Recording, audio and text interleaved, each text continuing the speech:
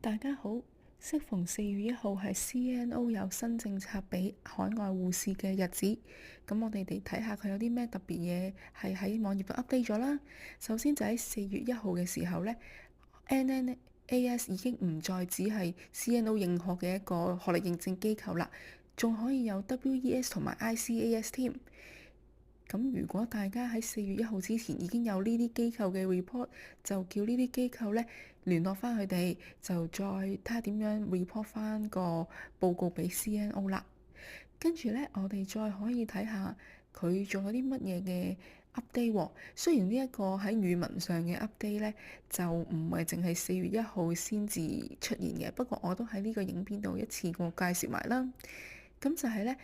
唔單止可以接受 CELBAN 同埋 IELTS 嘅 academic，仲可以有多幾個英文嘅考試選擇俾大家。首先，除咗 CELBAN 啦，仲有 IELTS 嘅 general 同埋 academic，仲可以接受埋 one skill retake 添，仲有 PTE、OET 同埋法文嘅 TEF、TCF 添。CELBAN 嘅成績如下，大家要達到呢個分數，而 IELTS 嘅 academic、general 同埋one skill retake 咧都要有呢啲嘅分數先可以嘅。而如果你喺同一個科目，例如 IELTS 嘅 academic 或者 general 同一樣嘢裡面60日內 retake 嘅話咧，佢個分數係會 replace 咗你原本唔 OK 嗰個分數嘅。咁大家要留意翻啦。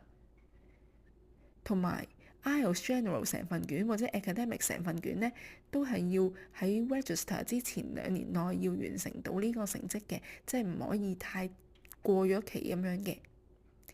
跟住啦，就係 Occupational English Test OET。咁咧呢一個一路以嚟俾大家嘅感覺都可能係澳洲先會有嘅事啦。咁但係而家咧，我哋都有啦，CNO 嘅申請人都可以考啦，就係呢幾個分數。另外 PTE 都係啦，都係本身係加拿大未咁認可嘅一個英文試，但係而家 PTE 大家要記住係 academic 嗰個咧，都可以被 CNO 接受啦。跟住就係 TEF 同 TCF 嘅分數。有啲谷友話今日無啦啦收到 CNO 嘅通知，無啦啦可以俾佢哋考 NCLEX，咁都係一個喜訊嚟嘅。希望今次嘅 update 可以幫到大家啦。